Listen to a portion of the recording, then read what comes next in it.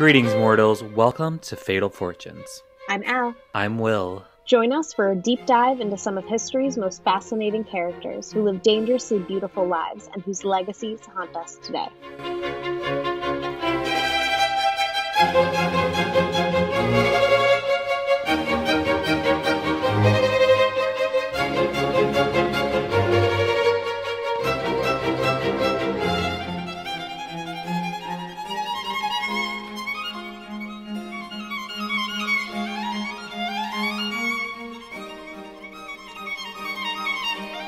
To drop John F. Kennedy Jr. into history, he's born in 1960, and it is a crazy year. Togo, Cote d'Ivoire, Chad, Benin, a whole bunch of countries gained their independence. The Organization of Petroleum Exporting Countries, OPEC, is established. The United States sends its first set of troops to Vietnam. The first anime drops in Japan. The lunch counter sit-ins happen. The Food and Drug Administration announces that they approve birth control, and the first contraceptive pill comes out. September 30th, the animated sitcom The Flintstones airs for the first time. Sammy Davis Jr. breaks another barrier and marries Swedish actress May Britt. Wow, lots of interesting stuff happening. Well, hello, everyone. Welcome to Fatal Fortunes. We're so glad to have you for another amazing episode. How are you doing, Al? I'm doing good. I think that as we've been going forward and just doing those what's happening in each year, it just reminded me that every year seems to be on fire. Like every year has something crazy going on, something earth-shattering going on. Do you agree? Yeah, totally. I think, we like to think that there were years where they were really good years because nothing insanely crazy happened. But when you take a closer look, there's always something kind of crazy happened. But there's also a lot of good that happens, like, the Flintstones premiering and capturing the imaginations of many children all around the world, So. Yeah. Yep. Totally. So what are you drinking tonight? So I am drinking coffee, actually. I'm drinking Abalona Coffee Company. And I mentioned this coffee, I think, in last episode. You did. But I actually know the name now. I have the bag in front of me. It's this organic morning blend, and it's a really kind of just smooth coffee. And I do a pour over, and it started by this group of friends in Topanga Canyon, and I just love their story about how it was just a group of friends, sitting around a campfire in Topanga Canyon, a really kind of spiritual hippie vibe. So yeah, I really like it, and I have some oat milk with it too. If you mention them a third time, you have to send them an invoice. Sponsor us, please. I'm drinking Corona Extra, my second one. The last time I just had some tea, and I was just feeling it. I was feeling a beer tonight. It's Friday. I'm feeling it. Awesome.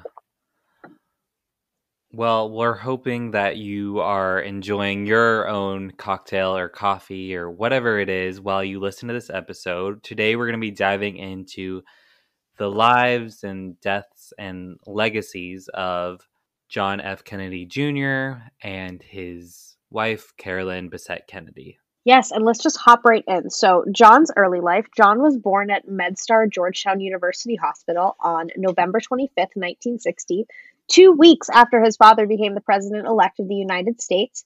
His parents are John Fitzgerald Kennedy and Jacqueline Kennedy Onassis. And if you want to know more about them, you're going to have to subscribe to us on Patreon, where we have put up an extra episode all about them. So, we all know the story. He's born to the president and the first lady. He's one of the first kids in the White House in a very long time. And he grows up in the White House, and he has an older sister named Caroline. She's a few years older than him. And of course, we all know his father dies in November of 1963. And the funeral is the day of John's third birthday. And everyone just acts like and pretends that nothing's happened. They're all wearing black, and they're all having this party for this little boy. He continues to grow up in the Georgetown area of Washington, D.C. Then he moves to the Upper East Side of Manhattan.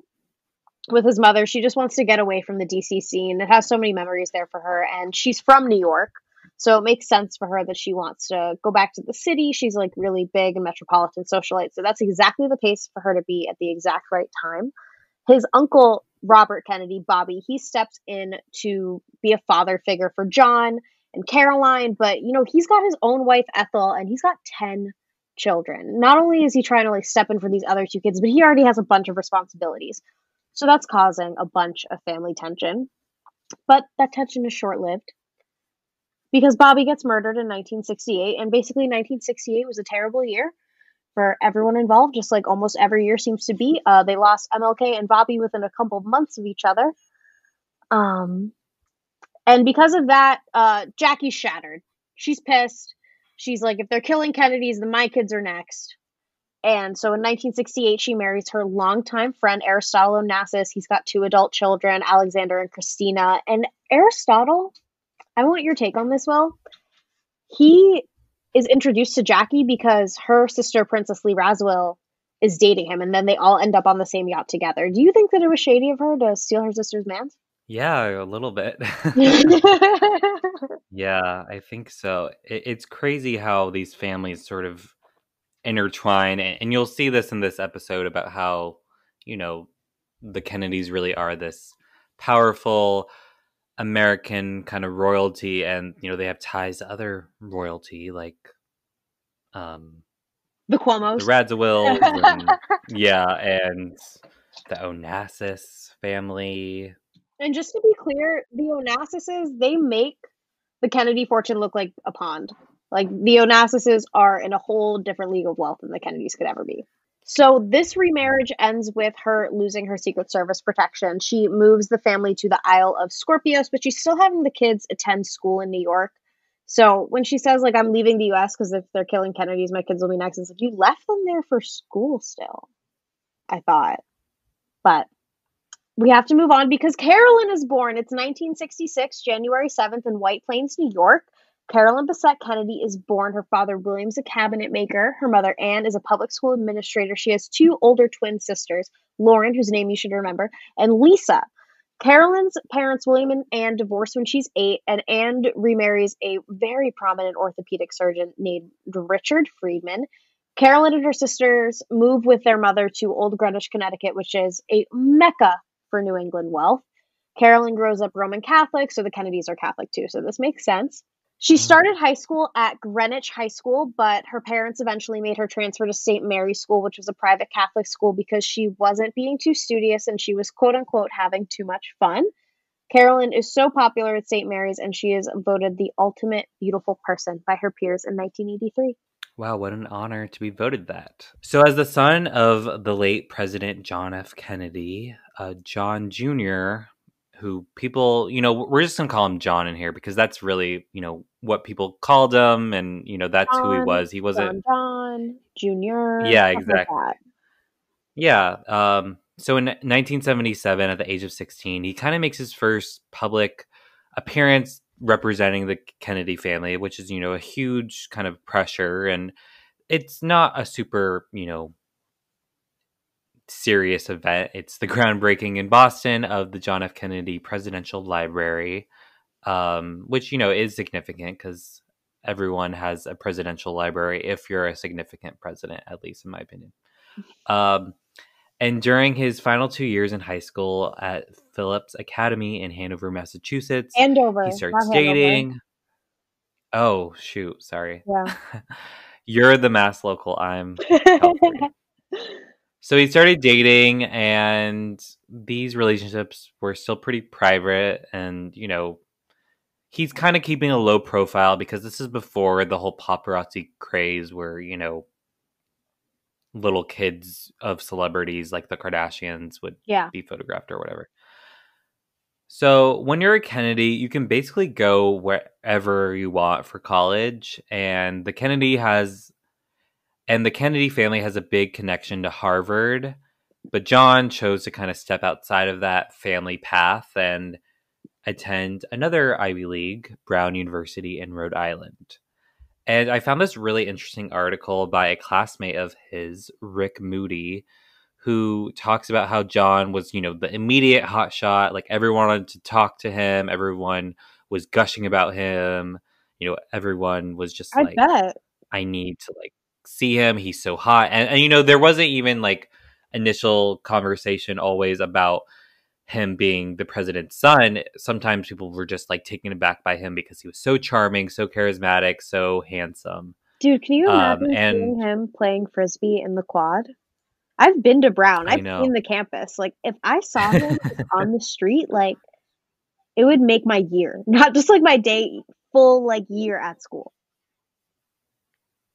I know, yeah, he really is a really handsome person, and I think he's one of the most handsome people that's ever, come across American history and the presidential circle.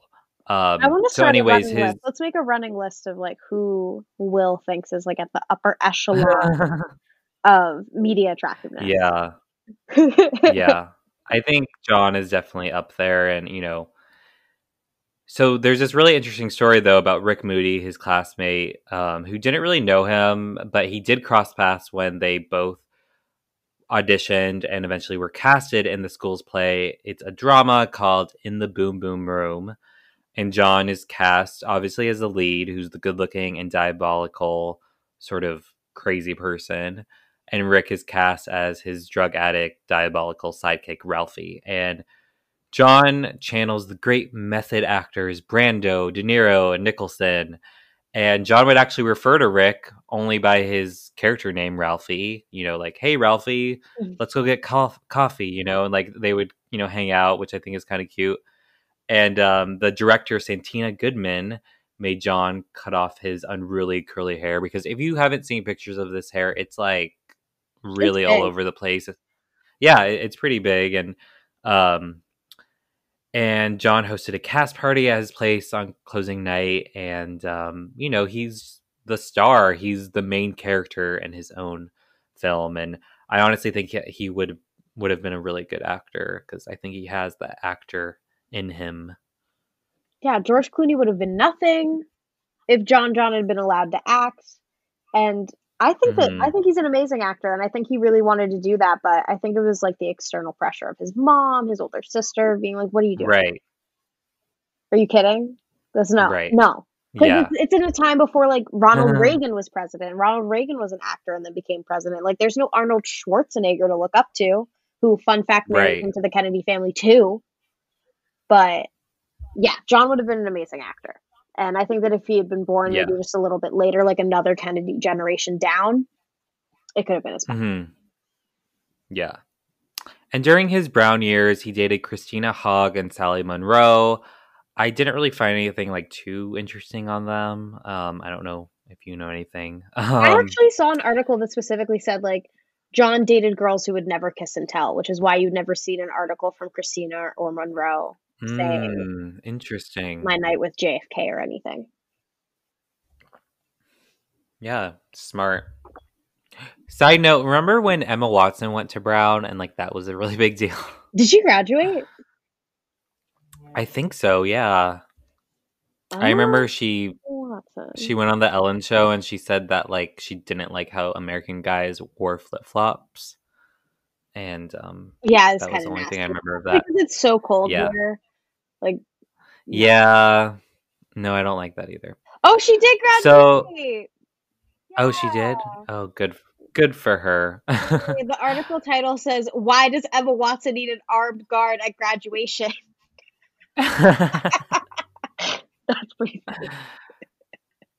So, a little bit younger than John is Carolyn, and in 1983, Carolyn goes to Boston University to study education. There, she's dating, actually some notable men. She's dating an Italian clothing heir, Alessandro Benetton, and John Cullen, Boston University ice hockey superstar who later makes it really big in the NHL. And she appears on the cover of Boston University's cover, or she appears on the cover of Boston University's calendar, The Girls of BU, and she graduates with a degree in early childhood education in 1988. If I had known that like Italian fashion heirs and hockey players were going to be you, I would have applied. No one told me No one told me that either. that. So in June 1983, John graduates with a bachelor's in history from Brown. And after college, his first gig was being the assistant to the New York Commissioner of Business Development. So pretty big deal, especially right after college. And I'm sure the Kennedy name helps him get that job. Mm-hmm. And, like Al said, there are rumors that he wanted to go into acting, but his mother, Jackie, persuaded him to take on a more serious career. So he enrolls in law school at NYU and kind of, stays on the track of what it's expected of a Kennedy and the son of JFK because, his uncles, his father, lawyers galore in the family of the Kennedys. And it's weird to me, honestly, that he did bad in school. Like he got held back junior Mhm. year. He transferred schools in second Yeah, grade so he wouldn't be held back that year. So why would you send brother to NYU? That doesn't sound fun. Is what I'm saying. It doesn't sound fun if you're like not into yeah, if like this clearly isn't for you, and then you're forced to go to Brown and right. NYU, where there's people who are like photographic memory there that you just could never compete with. Yeah, I think he kind of has to set aside his passions, which, as we'll explore later with some of his further endeavors, you kind of see that law wasn't really his dream end goal. Um, but, anyways, in 1988, at the age of 27, John does kind of step into the national political scene by introducing his uncle Ted Kennedy at the Democratic National Convention. People saw his political charisma that was very evident in his father. And 2 months later, this is really big, John makes People's Magazine as the sexiest man alive. This is a big deal for someone so close to an American president, being deemed as sexy by the tabloids. Like, this was kind of like unheard of, right? Right. And the magazine cover really ramps up the paparazzis and media hounds chasing after him, heckling him like, who are you dating? And, really a more, the media is just more invested in who John Kennedy is, what his love life is like, and etc. They also said that this was the best-selling Sexiest Man Alive cover of all time. Yeah, it kind of feels,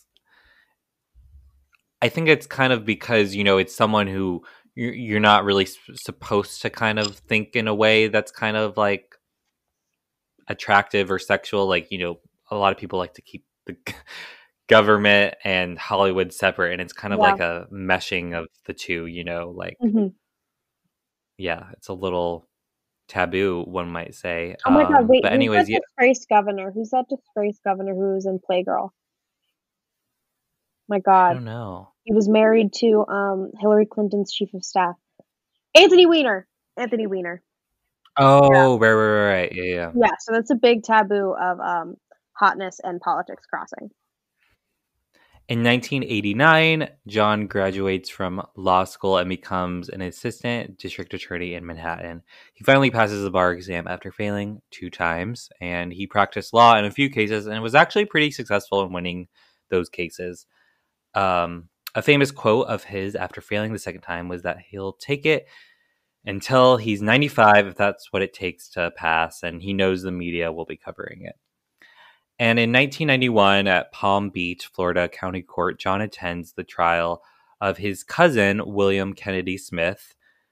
William Smith was accused of raping Patricia Bowman in Florida. And there are rumors that John was blackmailed into attending to kind of, help save his cousin, from being convicted or whatever. And he, William Kennedy Smith was eventually acquitted after a 10-day trial, though he has since been accused of sexual assault by 2 former employees, which is really gross and kind of just further incriminates him. I wonder Um, how good the blackmail was to get him to show up for something that terrible. I know, I'm like, what was the blackmail? I don't know. Yeah, it's interesting. And it's kind of creepy. I mean, I read a little bit about this story and I don't want to dwell on it too much, but William Kennedy Smith was, he brought like Patricia, and like there were some other girls there, I think, to like their beach house in Palm Beach, like the Kennedy beach house. And Oh, um there was another Kennedy there. I can't remember, but anyways, it does prove that, in families like this, there's always going to be someone who does something really gross. yeah. Well, let's move on to the fun relationships John had before he meets Carolyn. First off, Madonna.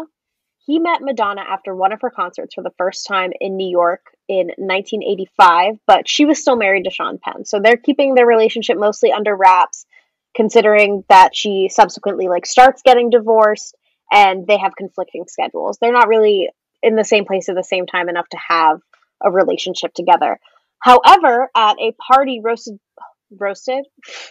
However, at a party hosted by Robert De Niro, John gets introduced to Sean Penn, who doesn't even shake his hand. Penn tells John, "I know who you are, and you owe me an apology." Which is like, no one owes you an apology, Sean. You're a wife No. beater. No one owes you anything. But whatever. Moving on. John eventually introduces Madonna to his mother, and Madonna signs the guest book as Mrs. Sean Penn, which is a sign to me that they both know the relationship's not going anywhere. But Right. Jackie Kennedy had really wanted to meet her because she was like, who is this girl using all this Catholic iconography in her videos? Because, of course, they come from such a huge, Oh staunchly gosh. Catholic family and stuff. And, Madonna's the answer to Marilyn Monroe, and Marilyn Monroe had already been sleeping Right. with her husband. So she's like, who's the new girl? Yeah, she's like, yeah, who's the new girl around the block? I I can't imagine being married to Madonna. I don't know. Mm-mm. I Oh, don't trust no. her with that fake European accent. Oh, my God. I just I can't. I know, and the photos of Madonna flying on EasyJet to Portugal. I'm like, damn, that's what a billionaire looks like. You want me to believe that's what a billionaire looks like? She looks like shit today. She's wearing four different Yeah. shades of leopard print. Come on. She does have impressive arms, though. Oh Madonna yeah, arms. yeah. She has more muscle than me, honestly. I know, both of us combined. Yeah. So anyway, his other big relationship. This is a big one. The next one we talk about isn't that big, but this is a big one. Daryl Right. Hannah in the 80s and 90s is that bitch. Period. She is the one that everyone is after, and she's dating John for the longest of anyone before Carolyn. And what stands out to me the most about their relationship is that Daryl's in LA, John's in New York, and John's watching the dog. He's watching the dog. He's waiting for his mother to die because it's right after she got diagnosed with non-Hodgkin's lymphoma. And John goes out for a run because John's a big runner. He loves going to the gym. Imagine him doing that every day. So John's out on his daily run with the dog. He loses control of the leash. The dog gets hit by a car and dies. Daryl freaks out. She's pissed. She's like, I gave you one damn thing to do, and it was watch my dog, and you did the opposite of that. It's dead. So he has to get on a flight to LA with the cremated remains of the dog to have a funeral with her in LA while he's supposed to be spending time with his terminally ill mother. And that's basically the nail in the coffin of their relationship. They stay together through Jackie dying, because after that they go back to New York together, and then she's one of the people coming to pay their respects. But that was a shitty thing of Daryl to do, and that's why they definitely broke up right after that. What do you That's think? so crazy. Crazy, right? That is Actresses. crazy. Yeah. So another That fun poor thing about, dog too. I know, yeah, poor dog. Dog didn't do anything. Nope. But another funny thing about Daryl Hannah, she has a long relationship rap sheet, and Val Kilmer described his worst breakup ever in 2020 as being with Daryl Hannah, and she literally said, "Oh my God, I'm so sorry. I forgot we dated. I didn't know I meant that much to you. I actually forgot we were together." So I'm like, Wow. damn, Daryl Hannah's savage.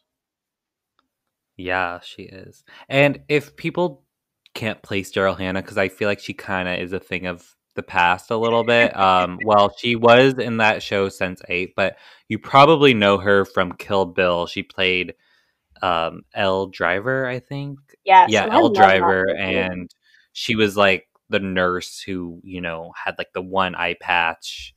Um, So yeah, Not to that's be who JFK Jr. dated. not to be confused with uh the person who plays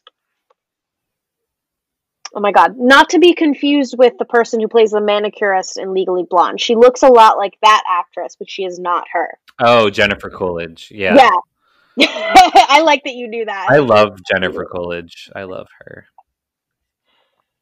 oh, that's so funny. Well, John dates one other really notable person before he gets together with Carolyn, and this is Sarah Jessica Parker, who we are all about to see on TV again, whether we like it or not.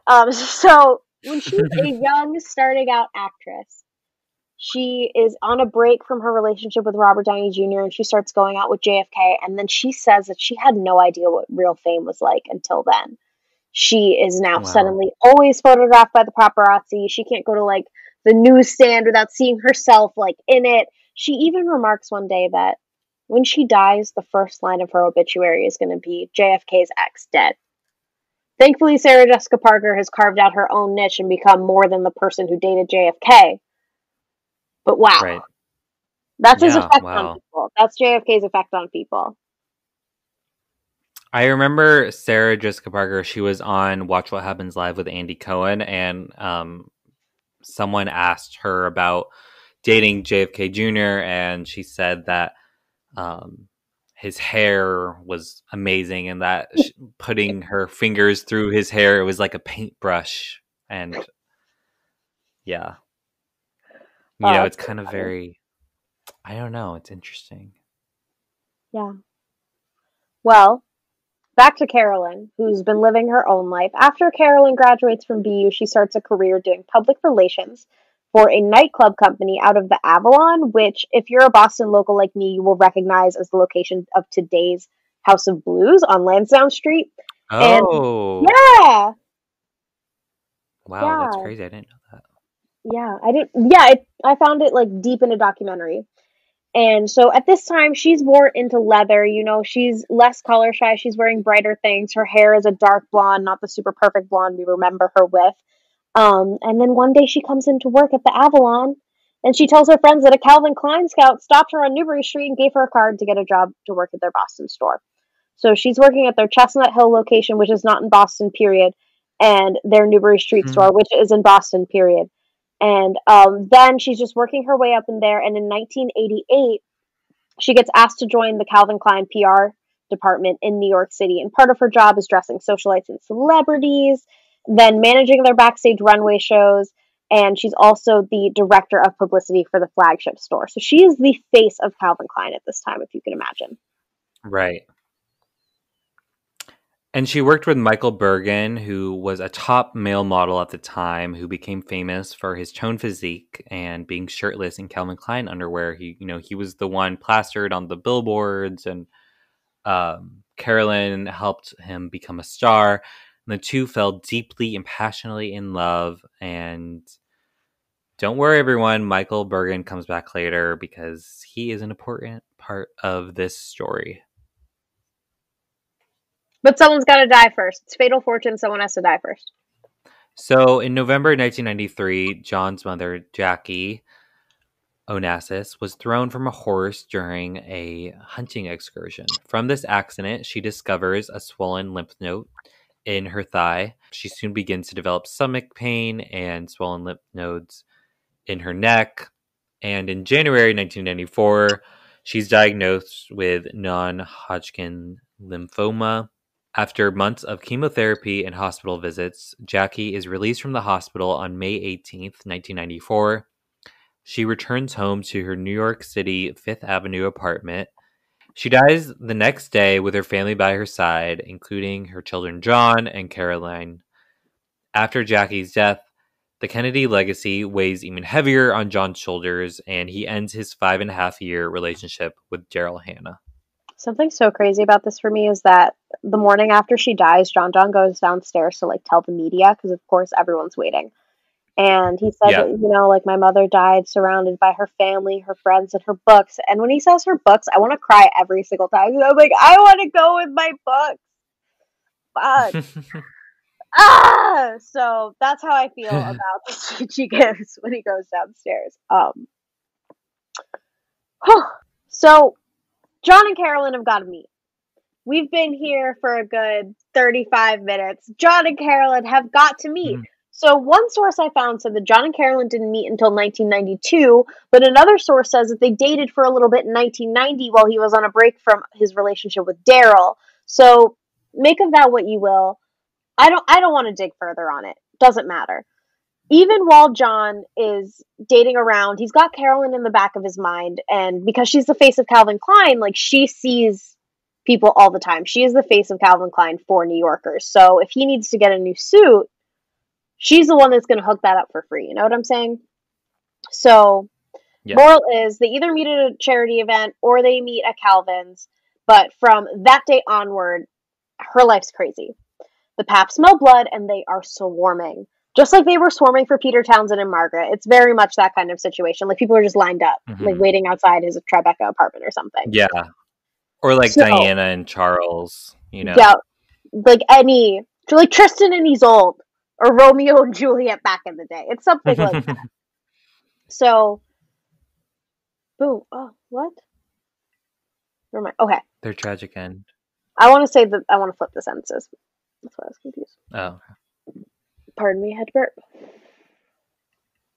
Carolyn quickly moves in with John, and they have just as many fights as they are passionate about how they love each other, and their tragic end is coming up right after the break. So, guys, we have something really special to bring you today. We have our first interview with the owner and operator of KBK Clothing _ on Instagram, Annie Davey. Would you like to introduce yourself? Hi, I'm Annie Davey. Nice to be here. This is my first podcast that I've ever done, so I hope it goes well. I hope I can answer all your questions as best I can, and let's do it. Amazing. So our first question is, we would like to know, what is your fashion story and how did you first get into minimalism? What's my fashion story? Listen, I've always loved clothes. I used to be a flight attendant and spent many summers in Paris, Brussels, London. So I was always, I would say, on trend with the latest fashions. But it's only in the last 5 years that I think I've put together like a basic standard wardrobe, and 90% of all my purchases, they're from secondhand clothing stores, either online or there's this little thrift shop where I live that I buy secondhand stuff. And it's incredible what I've found there. Gucci, Chanel, Coach, Christian Louboutin, all kinds of stuff. But yes, I would say it's only like in the past 5 years that I've really sort of put together a basic wardrobe, like the must-haves. And obviously CBK has always been my huge fashion influence. I think what I like the most about it is, first of all, I love black. I mean, Yep. who doesn't look good in black? No, I've always loved her style. How long have you been inspired by Carolyn herself? When did you first see her in a magazine or see a look that she was wearing and say, I need to dress like that too?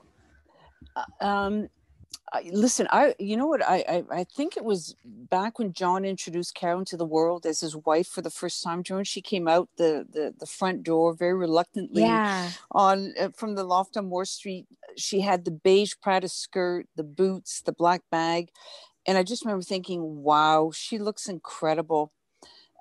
There's also the picture of the wedding dress that had a huge impact on me. I just thought, "Oh my God, this woman is she's stunning." And I think it's as if I kind of forgot about her. And I was saying to my husband, when did this obsession come back? And I think it was 3 summers ago. We were up in the country, and I just remember obsessing about her. I just spent my days scouring, looking on Pinterest and online, because I was late to the game. Like, I wasn't on social media, I wasn't on Facebook, I wasn't on Instagram. So it was just kind of like, I just became obsessed with her. I had no idea what a blog or blogger was until I got back to town. I decided to, and I just thought I was nuts, obsessing over this person who'd been dead for over 20 years. Mm-hmm. So here I am on Facebook, and I find this Facebook page, and it's all people who are obsessed with Carolyn. I'm thinking, oh my God, okay, I'm not so abnormal.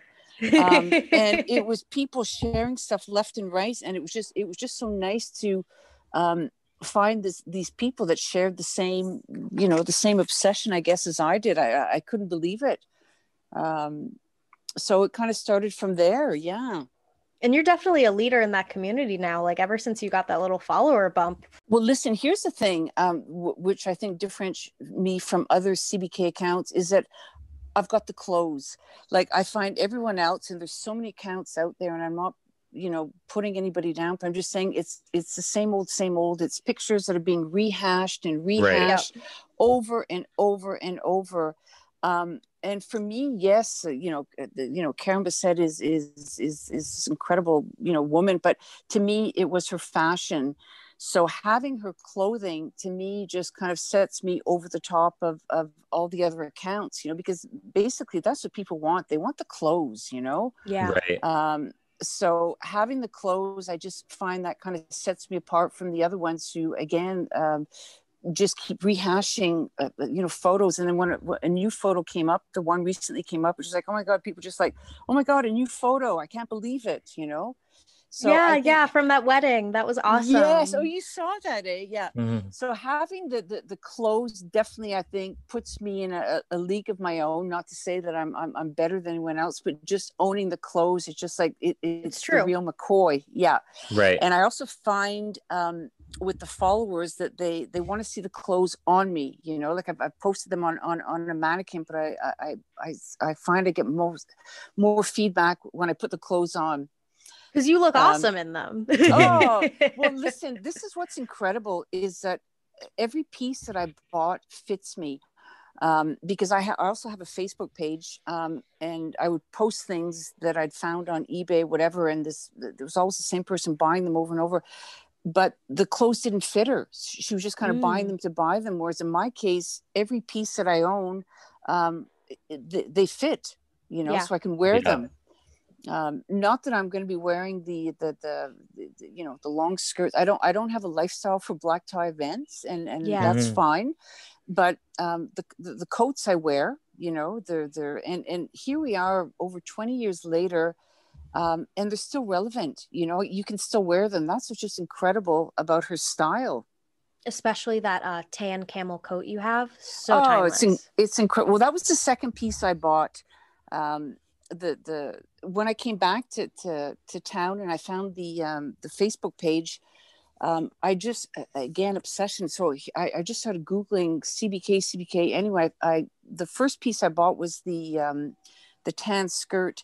I didn't know anything about Prada. I had no idea if it was going to fit or not. And that's where it kind of started. It was from the Prada skirt. And then the second piece I bought was the camel coat. Yeah.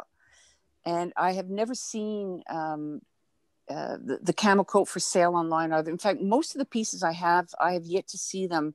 No, sorry. There's a few pieces, but a lot of the key pieces, like the green Valentino, I have never seen for sale. Well, this is a great segue into our next question is, what can you tell us about the world of underground private high-end sellers? How did you find yourself buying Prada in New York? Because I did see that you made a little stories post that you have in your highlights saying, stop asking me where I got everything. Not going to tell you it's in Tribeca. I'll say no more. But if you could elaborate a little bit, we'd love to know. Sure. Well, like I said, it started with the Prada skirt. And then a few months later, I see the same. I see the camel coat, but I don't make the link that it's the same seller. So I buy the camel coat, and I think we just kind of started up a conversation about the clothing. And she says, "Are you interested in other items? Relating to I guess CBK, but without saying." Because what happened was, I can't remember how the story went, but we kind of started up a conversation. And then she says, well, I have some more pieces. Are you interested? And I said, oh my gosh, of course. So then she pulled out the shorter Prada camel coat, which honestly, it was not one of my favorite pieces. But I remember saying, so I guessing before that, she said that she had bought the clothes from an ex-staffer at George magazine. Oh, But wow. it was only after I paid her that she came out with that story. So she wasn't trying to make a sale. Yeah. So then she came and she started talking about the short Prada coat. And I said, well, if you're telling me that it used to belong to Carolyn, I'll buy it. And then she kind of abruptly said, yeah, I'm not saying that. I can't prove it. I don't know for sure. So then she pulls out, she says, she says, I've got the green Valentino. And I'm like, oh my God, the mother load, it's just like, and so then she says, this coat, she said, I've got she doesn't say the green Valentino. She said, I've got the green Valentino, from the fall winter collection 1996, and she says this coat is extremely rare, which makes me believe that it did belong to Carolyn. So the conversation just kind of went from there. So I think I bought some coats, and then there was almost like about a year in between that we sort of got back into contact, and then she started feeling really comfortable about saying that the clothes came from the ex-staffer. Again, she wasn't trying to make a sale because I'd already paid her for the clothing. But then she elaborated, like the story, the story behind the clothes is a huge story within itself. And I don't want to mention names because I don't want to get into trouble. But she said that, like going into detail, saying that the ex-staffer used to go out with her ex-boyfriend, and that is how that they made the link. Oh, but the story gets even more sordid. Her ex-boyfriend worked in the same financial office as Lauren. So she oh my said, gosh. yeah, oh no, it's crazy. And she said that Carolyn would often come into the office, but people didn't know who she was. And again, she didn't have to tell me this backstory. But she did, and it's almost like she wanted to get it off her chest. What happened was I didn't realize there were so many pieces, because when she first started talking about the staffer, she said that Carolyn had gifted the clothes to this staffer, and which is very plausible. And my first question was it Rosemary Terenzio? Because that was, that's what I was very about to well say. documented. And she said no, without even, so I didn't second guess her story. But then, when I started buying more and more, like here we are, like I think I have 27 pieces. So she's like, oh my God, holy heck, how could Carolyn have gifted somebody 27 pieces?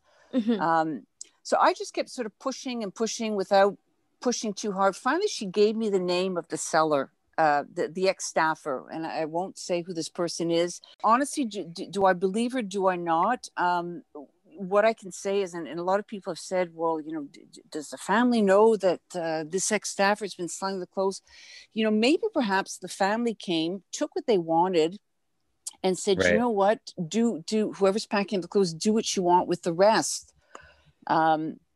Also, I'm elaborating even more. I contacted major newspapers in New York City, the Fit Museum, again, I won't mention names, that were incredibly interested in my story. So the woman from New York City, I finally gave her the name of my seller, and she was emailing me at 4 or 5 o'clock in the morning, just like she couldn't get enough of the story. Like, this is insane. And then she just went cold. Didn't respond to my emails. The same thing with the Fit Museum. I got the name from the woman from the Fit Museum from the documentaries on Carolyn. And the same thing, Annie, what would you like to do with these clothes? There's going to be, because I think with the Fit Museum, it's booked like 2 years in advance. Yeah. But she wanted to see the clothes, and she believed the story. And then she just went cold. Didn't respond to the emails. I have my theories, but I'm not going to say what they are now. But because finally, after 2 years, the seller gave me the name of the ex-staffer, and I contacted the person, and this person denied it. Yeah. Oh, wow. So that was another thing. But I'm thinking, I think the person would deny the story, because who wants to be known as selling Carolyn's clothing? Where did this person get the clothing from? Was it kosher? Right. Were they taken during the time that the plane crashed, and there was people going in and out of the loft, which was, documented. And I don't know. I don't think I want to be known as selling CBK's clothing. So Me you know either. what? Yeah. As far as the background story goes on the clothes, whether they belong to her or not, I don't know. I really don't know. But for someone to have 27 pieces of her clothing and they're all her size, like she would have had to, I don't know, like collect all these pieces and put the whole thing together. And again, I'm repeating myself, but I'd already paid her for the clothes, so she didn't have to tell me the backstory. But she did. She did. Yeah. It's so interesting that you mentioned the George Stafford, because I had totally been thinking, oh, it must be Rosemary, because there's a part in her book right at the very end where it says that Caroline Kennedy had asked her to pack up the closet. Right. Yeah. And she mentions that she'd given away, I think, hats that belonged to JFK and ties to whatever. But maybe the family said they took what they wanted, and they said to Rosemary, do what you want with the rest. So she did. So maybe she gave some to an ex-staffer, which in turn this ex-staffer sold them, which is very plausible. There's key pieces like there's the I don't know if you know the fur shawl, the Gucci fur shawl. Yeah, I saw that. So I'm thinking, if my seller, like, how would she have known that shawl was Gucci? Do you know what I mean? Like, if she wanted to, let's just say she's nuts and she wanted to replicate CBK's whole wardrobe, how would she know to go get that it was Gucci? Just sort of key pieces. What else was there? I don't know. Just just the fact that she, amassed this collection of clothing that were all her size tells me this backstory that I didn't need to know, because I'd already paid her. Why would she? Yeah. Wow, that's pretty fascinating how there's that sort of mystery that involves with your story about obtaining these clothing, and there's all these coincidences that it seems to, absolutely. And also the fact that I'd contacted this major newspaper in New York City, and the person responded immediately. She wanted my story. So as soon as I gave her the seller's name, she went cold. And the same thing with the Fit Museum. Is this like a noted seller or something? No, absolutely not. No. But I've again, I have my theories, but I won't say what they are. Yeah. But no worries. They completely went cold. And also I contacted, I don't think I did it very seriously, but I think I contacted Vogue magazine and possibly Vanity Fair, because they'd done so many articles on Carolyn. And if you see my stories, that article on the lost or stolen clothing, someone was seen around Tribeca wearing CBK's clothing or John's watch, Wow. So maybe it is that somebody, during the plane crash and everyone congregated on Moore Street in their loft, that things were taken, or the family took what they wanted and say, do what you want with the rest, Well, that's a perfect segue into our fourth question, which is, if you had to choose one of these 27 pieces to save in a fire, which one would it be? I was thinking, as far as clothing pieces go, you know what? It would probably be the green Valentino coat. Just because I've never seen it around. It's such an obscure piece of her wardrobe. Everything else was black besides the red Prada coat. That was one of the first questions I asked my seller. I said, do you have that red Prada coat? She said, no, I don't. Oh. Nor did she have any of her Manolo Blahniks or things like that. Yep. So I would say it would be the green Valentino. Absolutely. Yeah.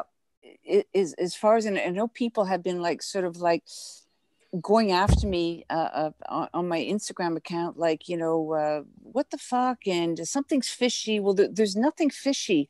I've told my truth. I don't know if they belong to her or not. I may or may not find out, or people saying, why didn't you contact the family? Do they know? I feel like if you contacted the family, they wouldn't respond. How many people do they get a day asking them questions about their dead relatives? And you know what? It's just clothes, and maybe they took the key pieces that they wanted, and they just don't care. You know, it's kind of like, you know, I don't know. Maybe I'll find out one day. Maybe I won't. But just the fact that this person from this very well-known newspaper in New York City ghosted me, as well as the Fit Museum ghosted me. I know there's something going on. You know, my husband's convinced that. Why would they do that? They went from emailing me at 4 or 5 o'clock in the morning. The Fit Museum, it was like a long weekend, and what can we do? Can we fit the clothes in? And just like boom, nothing. Is there a current celebrity whose style you think maybe is influenced by Carolyn, or are there any other like fashion icons that, you know, you think that Carolyn might have inspired? Well, the first one that comes to mind is Meghan Markle, right? Do you remember when she first came out? She had the beige skirt, she had the black turtleneck, she had the black boots, right? And then her second wedding dress choice again was very similar to Carolyn's. So yeah, if one celebrity would come to mind, it would definitely be Meghan Markle. Actually, she was also quoted on as saying that her dream wedding dress was Carolyn's. Oh, wow. And she made that happen. So yeah, good. No, she did. Definitely her second choice. It was, you could tell it was totally CBK inspired. Absolutely. So if one of our listeners wanted to emulate Carolyn's style, what are the staple pieces that they would need to obtain to kind of, you know, emulate Carolyn for a day? Okay, so the first thing that comes to mind is a black turtleneck. And regardless of Carolyn or not, I find that everybody looks incredible in a black turtleneck. Yeah, totally agree. Part of my uniform as a valet is a black turtleneck. So I'm like, oh yes, I hit the jackpot. I must have about 20 of them. And as far as places to buy them, Zara has an incredible collection of good, decent, cheap turtlenecks. Jeans, definitely, different kinds, cut styles. But Carolyn was basically the flare at the bottom. Yeah, it says that she wore the 517s Levi's. I heard that. Yeah, see, I didn't know that. Absolutely, yeah. Of course, we were just talking about a camel colored coat is an absolute must. You also need a classic black cut wool coat. I would say classic black trench coat. Black boots. You're definitely black boots, tall ones, short ones. She also was known for her Prada wedge heel boots, the suede ones, and you can still buy them today. You can either find them online, used, or I think they might even still make them new Prada. Penny loafers for sure. Carolyn, I found Carolyn's taste was very preppy. You know, and there's a whole conversation as to, you know, when she became Mrs. JFK, did her style change? And it absolutely did, you know. But I found her very preppy. Of course, her sunglasses, the Selena Optics, or something similar. A black handbag. She started off with the Prada patent leather ones, and then she switched over to the Birkins. Her Egyptian musk oil, which is funny because I was just checking out on eBay earlier that they still sell it. Have you ever smelled it? She was known for her Egyptian musk oil. It smells incredible. It smells I'll have to get some. Oh my gosh. It's the same woman. I think her name is Charlotte. But it has this incredible smell to it, like baby fresh. A massive collection of sweats and running shoes, right, for her sort of casual times in you know, hanging out with JFK in the park or Hannahsport. She was a bum. I found a lot of ways, you know, like just kind of like old big sweats and wearing John's clothes, extra large. And of course, if you're going to go out to anything black tie, Yohei Yamamoto, which I had no idea who he was until I you know, started following and dissecting Carolyn and her style. And it's not cheap to buy Yohei Yamamoto used clothing. And there's just such a pattern. Everything's black. Everything is black. So I would definitely say get yourself some Yohei Yamamoto for cocktails and black tie events at night for sure. Well, thank you so much. And we have one final question. What do you think is kind kind of bringing in JFK Jr. into this, but what do you think JFK Jr. and Carolyn's legacy is in fashion? Because, you know, they were just such an iconic couple together. I always found, and I'm sure that most people agree, that JFK had zero taste. He was seen wearing fanny packs, baseball caps, and often you would see the two of them, you know, like in Paris when she's wearing the Comme des Garçons cape coat. He's got a fanny pack on, running shoes, his baseball cap. Like it's almost like they were mismatched, you know. But as far as Karen's legacy go, I think it'll continue to live on as long as there's people like me and so many others out there that keep it alive, either on social media or other, and also fashion magazines and newspapers. She's continuously in the headlines, you know, like an article in Vogue magazine recently. There was a recent article in the New York Times. Like people, I think, can't get enough of her. Well, this has been like the most fun Saturday I've had forever. I don't know about you guys. Oh, well, thank you for saying that. I listen, I could talk about it forever. And I think since I started the Instagram, because Instagram, I've only been on it for about a year.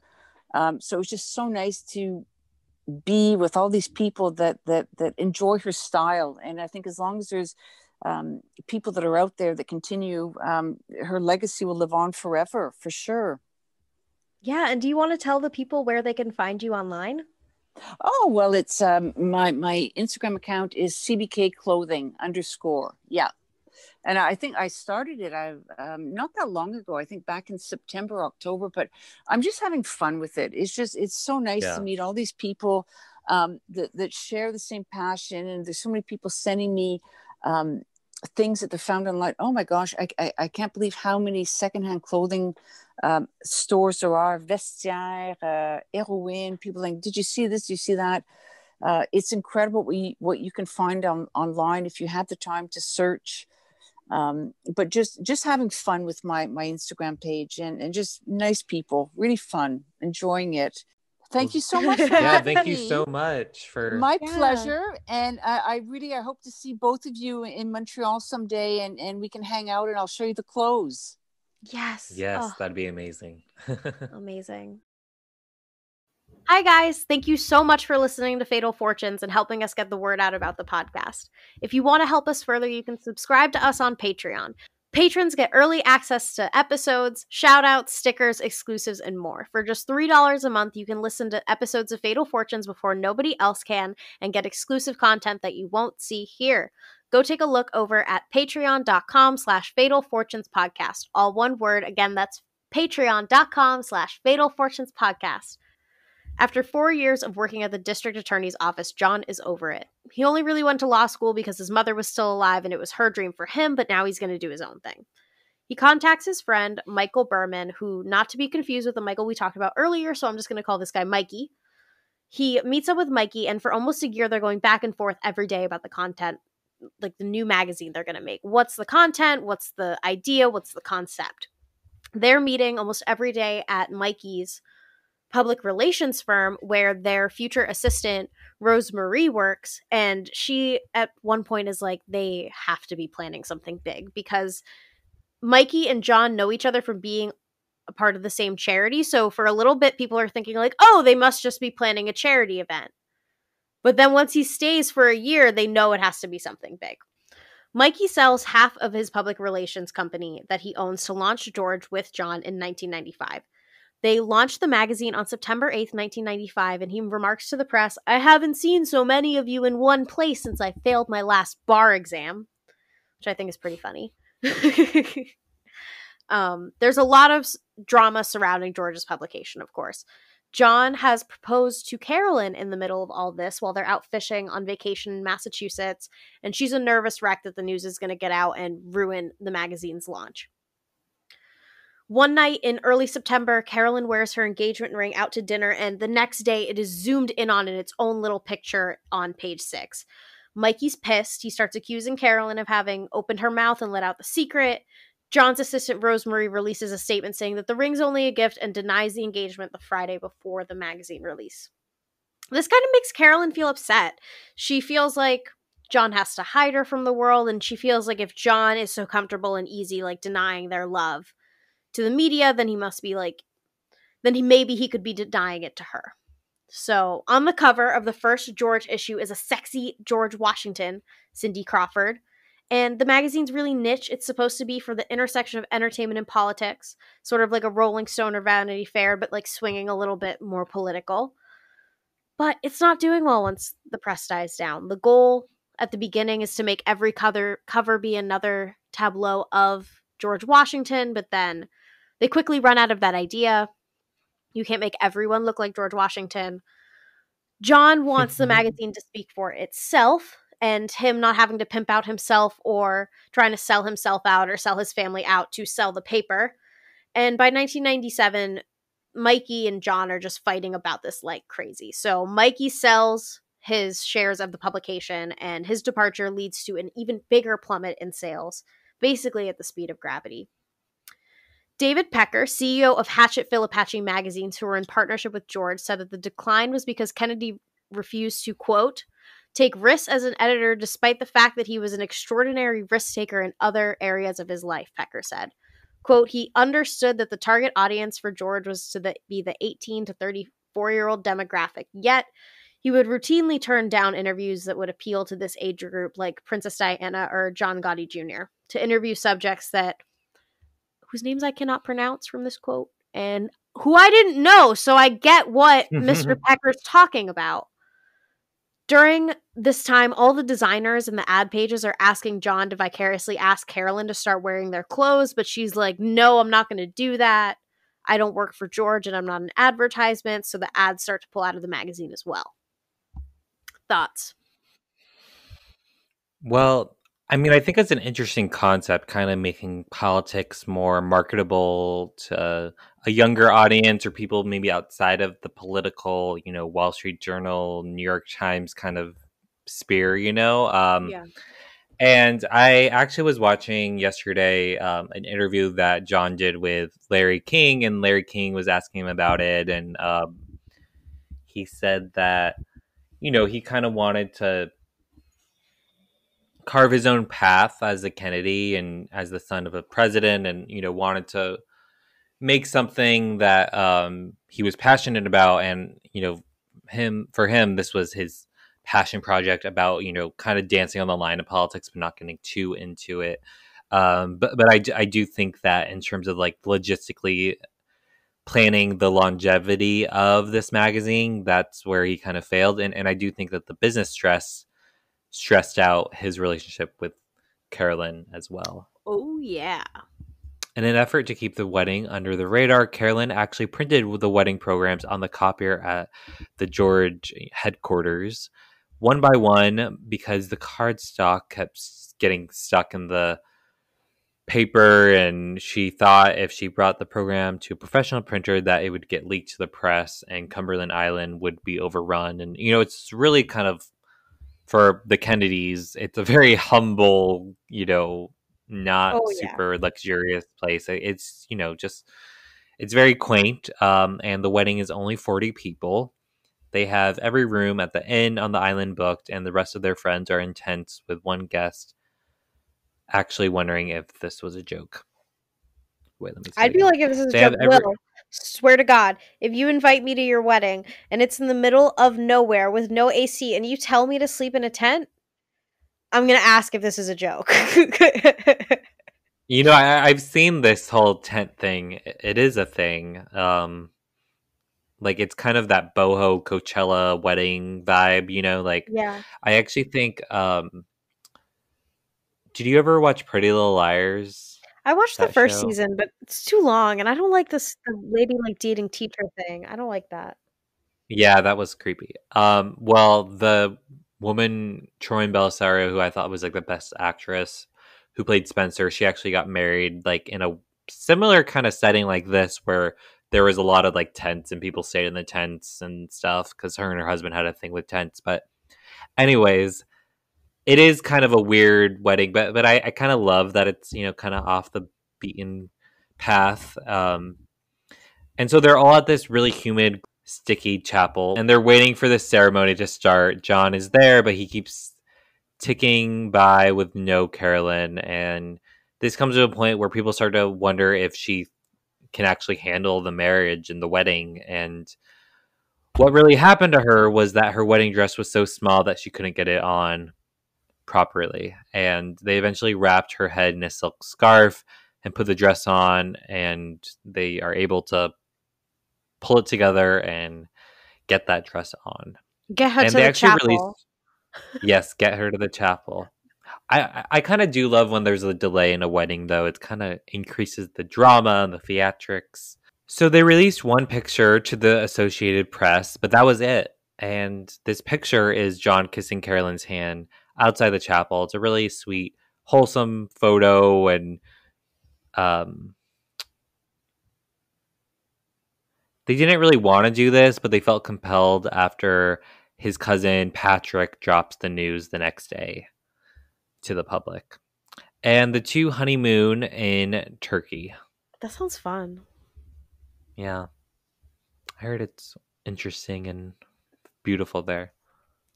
You know, I remember in a class at Emerson, I took this crazy class. I'm not going to name drop it or anything, but they were like, you'd have a dope time in Turkey. And I was like, but I can't really handle like seeing other women with less rights than me and we're on like the same street. Mm-hmm. And they were like, but it's dope. And I'm like, that doesn't really make me feel better. Life for these American royals is not perfection. Carolyn was not prepared for being married to John F. Kennedy Jr., a mix of a rock star and American royalty. She was not ready for the paparazzi randos harassing her. She was just trying to live her life in New York City. But now when she tries to walk her dog Friday, when John's around, the paparazzi's nice to her. When it's just her, they're like, bitch, whore, cunt, in the same way they were doing that to Diana to like get a reaction out of her because that's going to sell a better paper. Yeah. She's just trying to live her life though, and it's putting a lot of strain on her.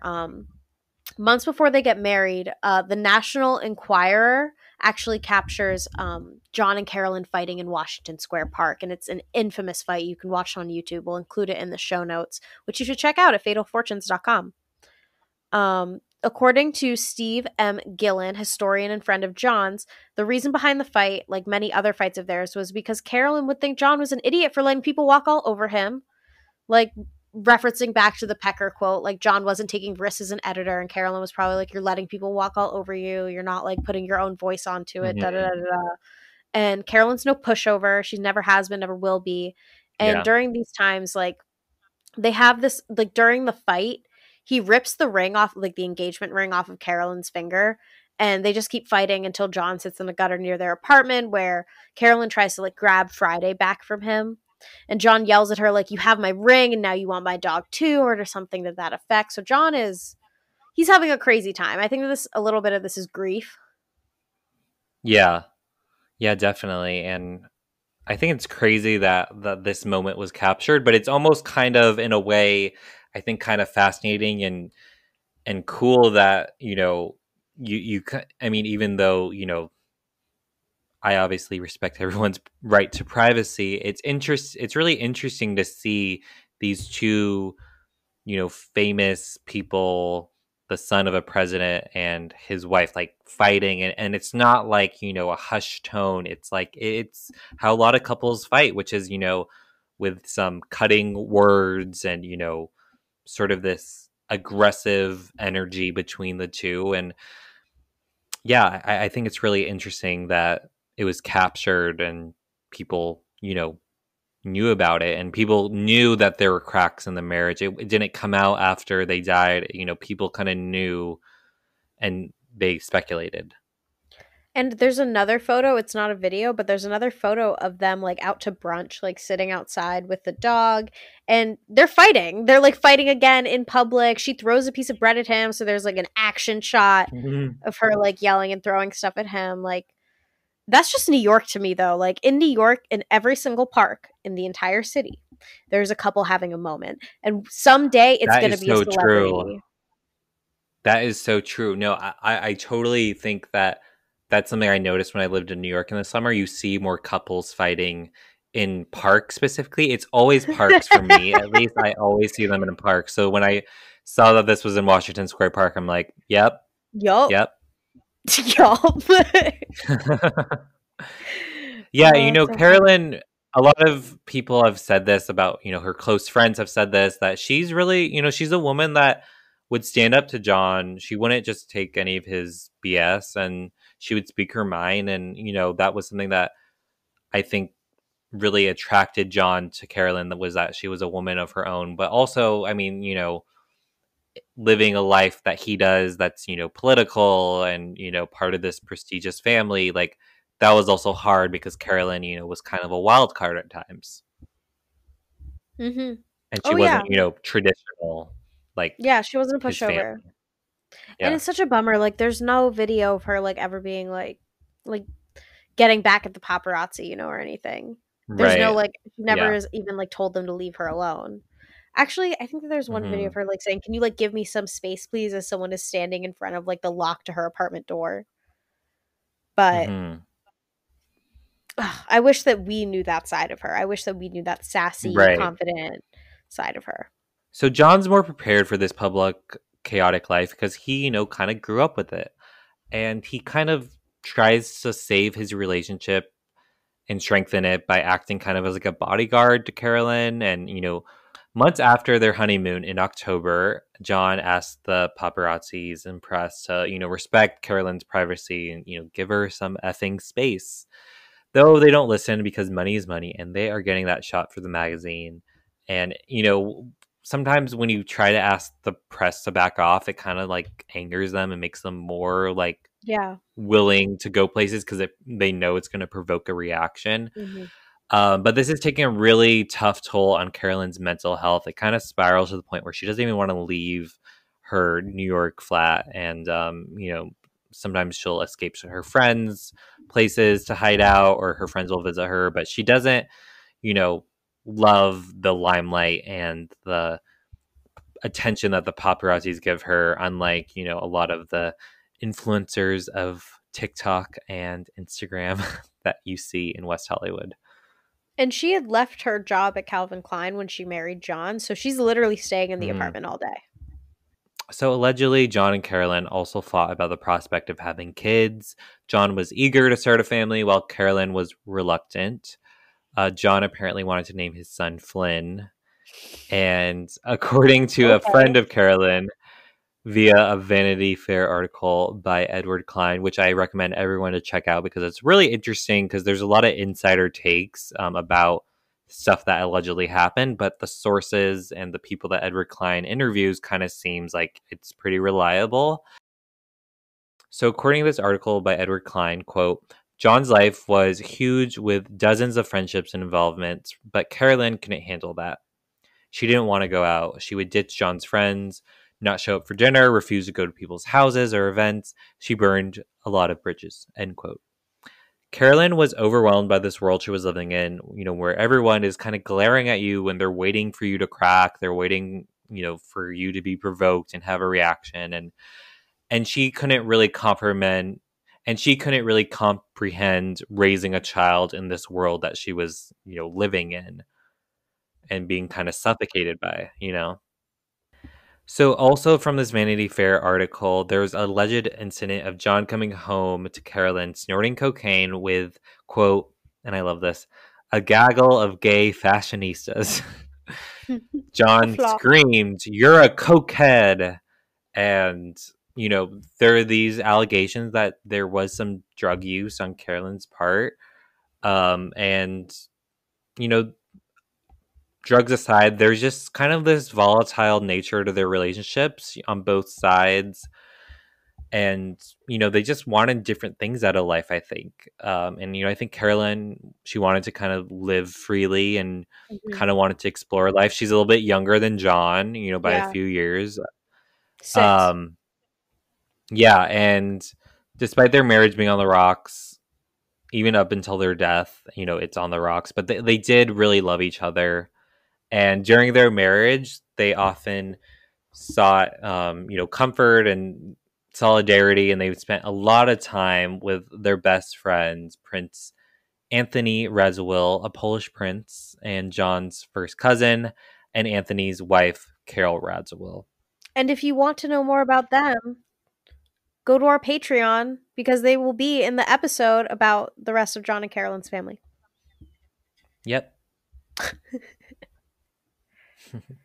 So there's a bunch of allegations of infidelity in addition to the drug use that we need to get into. And the allegations are that John was sleeping around with other girls and that Carolyn was reconnecting with former flame that we mentioned earlier in the episode, Michael Bergen.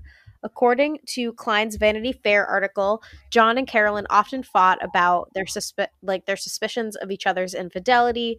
Carolyn would apparently use the possibility of an affair with Bergen as like leverage to taunt John. And there was one story where one night after John comes home and like Carolyn is apparently really honest this whole time that she's seeing Bergen, but she's not saying that they're having an affair. So one night John goes over to his house and he rings the doorbell. He says, "NYPD." Shocked, Bergen lets whoever is on the other side in, and JFK Jr. sucker punches him in the face for whatever is going on with Carolyn. Again, according to Klein's Vanity Fair article, John is hurt by Carolyn's actions and he can't help but think that their marriage is doomed for divorce. The couple start attending therapy, but when the therapist asks about Carolyn's drug abuse, she storms out and sleeps at their Tribeca Flats, like spare room, and John, like where all the exercise equipment is stored, and John moves out of their Tribeca place to the Stanhope Hotel on the Upper East Side. Do you want to say this first paragraph about the crash? Yeah, and then do you want to go kind of like into everything, and then I can start like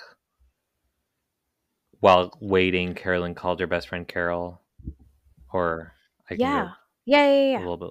Yeah. Okay. Cool. So in 1998, John fulfilled his childhood dream, and so in 1998. Wait. Yeah. In 1998, John fulfills his childhood dream and becomes a licensed pilot. He loved to fly planes, toy planes with his dad as a kid and, go on planes on. Wait, let me do it again. In 1998, John fulfilled his childhood dream and becomes a licensed pilot. He loved to fly planes. In 1998, John fulfills his childhood dream and becomes a licensed pilot. As a kid, he loved to fly on planes with his dad, and he soon purchases a little 6-seat Piper Saratoga plane on his own. And he had promised Jackie that he would never fly, especially in light of what happened to his stepbrother, Alexander Onassis, who died in a plane that he wasn't actually piloting himself, but nonetheless. In the summer of 1999, John and Carolyn and their besties, Carol and Anthony, are staying in their nice summer home in Martha's Vineyard. During this time, Anthony is dying of cancer. John and Carolyn are trying to keep it together, but they just started marriage counseling, and things are strained for them. A lot's going on. They're planning to go to Rory Kennedy's wedding, but Carolyn doesn't want to go because of the strain, and John says that if she doesn't, people will talk, which is going to make the strain worse. Her sister said that she needs a ride to Martha's Vineyard anyway before they go to the wedding in Hyannis. Even Rose Marie says, "Carolyn, get on the fucking plane." That same evening, John and his sister-in-law Lauren meet Carolyn at a small New Jersey airport. That same evening, John and his sister-in-law Lauren meet Carolyn at a small New Jersey airport to fly John's Piper Saratoga. John and Lauren traveled together to the airport and got stuck in Manhattan traffic. They had planned to leave around 5 p.m. with plenty of daylight.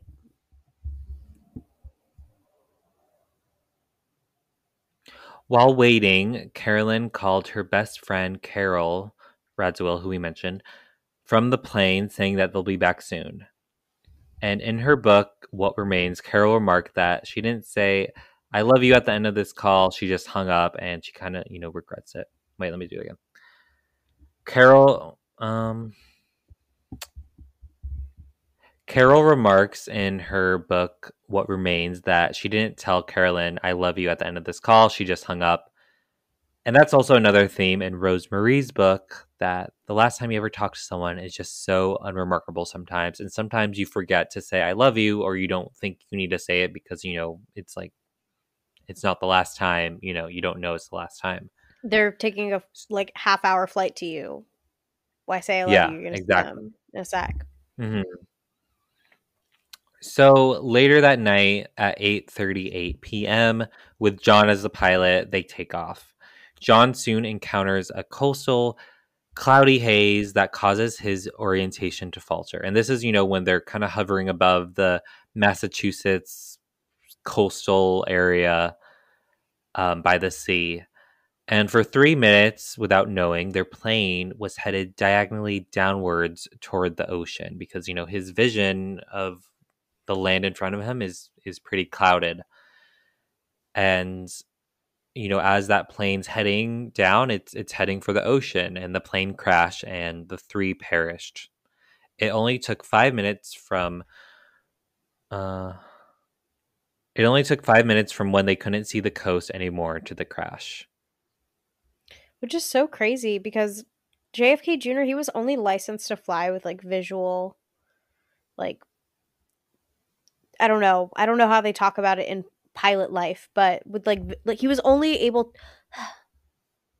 John was only able and licensed to fly with like visual flight stuff as opposed to with his instruments. So he probably didn't even know what the instruments on the plane were saying. And because they're in like pitch darkness and haze and they can't see the lights of like Yeah. Providence or the Cape anymore, like he like wasn't flying in the Yeah. proper conditions at all. Yeah, and I imagine, I mean, that sounds like a really difficult environment to be flying in, especially as a, not super super experienced pilot. And they he allegedly, like, was kind of taught by his pilot a little bit about kind of navigating, scaling your plane or balancing the plane in the right sort of orientation. But I mean, there's only so much that some flight classes can do. You really have to have that experience. But yeah, so anyways, on July 21st at 10:30 a.m., after days of their bodies being missing, people not knowing what happened to them, Navy divers recover the bodies of John, who's 38, Carolyn, 33, and her sister Lauren, 34. This is in the seas southwest of Martha's Vineyard today. They were found 116 feet below water, 7.5 miles off the vineyard's shores. And this is a really tragic part, and leads into Carol Radswell's book. But 3 weeks later, JFK Jr.'s cousin and their best friend Anthony Radswell dies of cancer with his wife Carol by his side. Another thing we didn't mention about the crash, I don't know, it's not too morbid, but they find John like still strapped to his seat and like the two girls like a little bit farther away from it. And I looked up Piper Saratoga's and they only have seatbelts in the front, which I think is kind of crazy. Oh, wow. Yeah. And That's also crazy. apparently when you hit the water at that kind of velocity and that kind of speed, it doesn't feel like water, it feels like concrete. So at least we know they didn't suffer. At least they didn't like pop back out from the water and get eaten by sharks or something. Is that a silver lining? Yeah. Yeah, I mean, it was pretty immediate when it happened, and But can you just but imagine like the 3 minutes? Like Carol talks about it in the book, so I guess it's a good segue. But like, can you imagine what they're thinking in like those 3 minutes of panic? Like when you're in the air like that, your gravity is just so messed up that you don't know like up could feel like completely upside down. You could feel like totally straight up and be totally a different way. yeah, well, in Carol Radswell's memoir, What Remains, she actually talks about this a little bit, and she says that, based on the reports that she's read and, what the experts say, that, for these like 3 minutes that they were heading down, they didn't even know it, and it wasn't probably until the last 40 seconds that they were able to kind of comprehend that, they were headed toward the ocean, which I think is really really frightening and crazy. Yeah, so Carol Radziwill, who we mentioned, best friend to Carolyn and John, and she, without going too much into her, we'll talk more about her in the Patreon. But she met her husband Anthony at ABC News. They both work there together, and Anthony is John's cousin from his mom's side. Anthony's mother, Lee, is Jackie O's sister, Lee Radziwill. And so they were just, best friends. And in her memoir, What Remains, she talks about their relationship. She talks about the plane crash. And, she has a lot of heavy moments because she loses her best friends. And also her lover, Anthony, died of cancer 3 weeks after John and Carolyn died. This is one of my favorite moments from the book, or favorite quotes. She says that most people think fortune is something good. To have fortune, to be fortunate. A word that implies advantage, like luck. We call it fate when there is no logical path from then to now. When the man who loves to fly dies in a plane crash, we shake our heads. It's fate, we say. What do we think about this quote? Carol just knows us. I think part of why we started this podcast was because we wanted to talk about things that just seem like fortune. Like, of course, the guy who loves to fly is going to get proverbially too close to the sun and fall that way, or the guy who loves fame will get too close to, I don't know, his own Dorian Gray-esque portrait and decay that way. So I think Carol understands us. Yeah, definitely. And I think, there's always going to be conspiracy theories and people looking for the answers and the reasons why things happened. And I think her book is kind of just a sobering reminder that things happen just because they happen. Sometimes there is no reason. Sometimes it just happens, and these moments that are really tragic and fatal, they can, just come out of left field and really disrupt what we think of life as we know it today. Yeah. Well, there's some salacious rumors that we still need to get into, and I think that we should end this on a lighthearted note because I think that John would want us all to move on, smile a little bit. And the first quirky one, quirky, crazy, funny one is that QAnon thinks JFK Jr. is still alive. It's certain that this man perished at the Atlantic Ocean off the coast of Martha's Vineyard. However, there are some crazies on the internet and in Congress who actually believe that John never died in the plane crash. There's a school of thought that he is alive, hiding in Pennsylvania, and has been for 2 decades and is a huge Trump supporter. The delusion goes so far that they thought that John was going to come out of hiding in July 4th, Independence Day 2020, on stage with Trump and announce that he was going to be the running mate of the former president of the United States. And seriously, guys, look it up. They've made t-shirts on Amazon because when I went to do more research on this, maybe find some books, why am I scrolling down and seeing a bunch of shirts that say Trump Jr.? I mean, not Trump Jr. Trump JFK Jr. 2020. That was crazy. They even have pinned an exact person who's, I'm not going to name drop because it's not JFK Jr., but a guy living in Pittsburgh. They have actually pinpointed him and thinking that he's John this guy. Oh my gosh.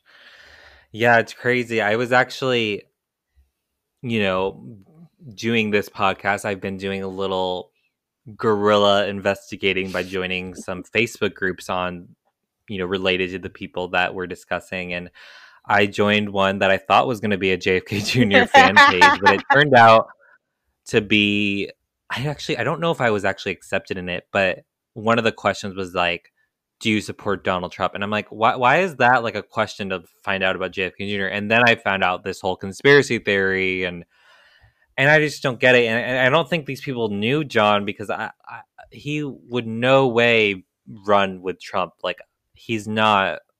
He's a Democrat, on principle through and through. Yeah, exactly. Like, come on, guys. Come on. And another crossover that we love, love, love, that'll make more sense someday, is that JFK met Princess Diana. In 1995, Diana and John pulled off the impossible when they met in New York undercover. John was hoping to convince Diana to be on the cover of George, now that she and Prince Charles had called it quits on their marriage. They agreed to meet at the Carlisle Hotel, but how are they going to meet without being noticed? They're the most famous people in the whole world. The end plan was simple. They decided JFK and Diana should walk in through the front door. Their logic was, if the press found out about the meeting, which of course they would think that they would want to use the less visible side door. And because of this, the paparazzi were actually waiting for them at the side door, so they just boldly walked through the front door. They just waltzed right in and weren't noticed, and there's not a single picture of the event to this day. And she said no to being on the cover. Yeah, I kind of love this. I mean, it's so interesting, and it's really kind of fascinating when two such Icons. intriguing icons sort of cross paths like this. It's really quite something, right? Yeah. Mm-hmm. Imagine seeing that walking down the street. Vomit. I'd vomit. I know you would. That's so crazy. I know you would, Al. I wouldn't, but like I know you would. No, I would too. I would too. I mean, I don't know what I would do. I'd probably like faint, but yeah.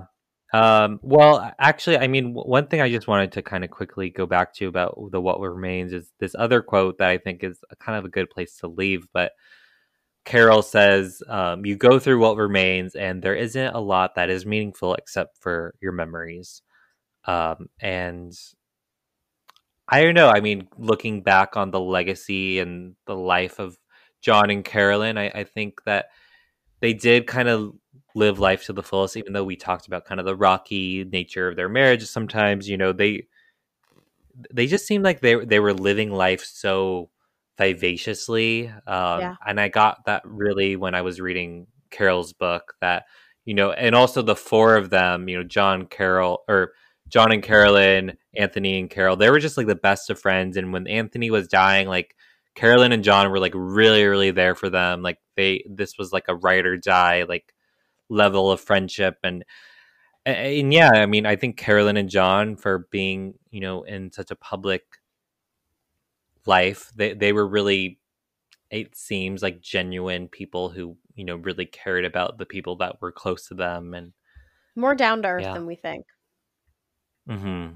Maybe they don't seem as down to earth because we don't let them be down to earth. Right. Yeah. And that's why anyone watching this episode, I recommend that you read What Remains by Carol Radziwill and, the other sources that we're going to mention, or that we have mentioned, because I think it's important to kind of step behind the public perceptions of people that kind of, are remembered for more salacious or, insane moments or their death, like they're more than just those crazy times. Yes, and for a full list of sources, please check out our show notes that will be up on the blog the same day that this comes out, fatalfortunes.com.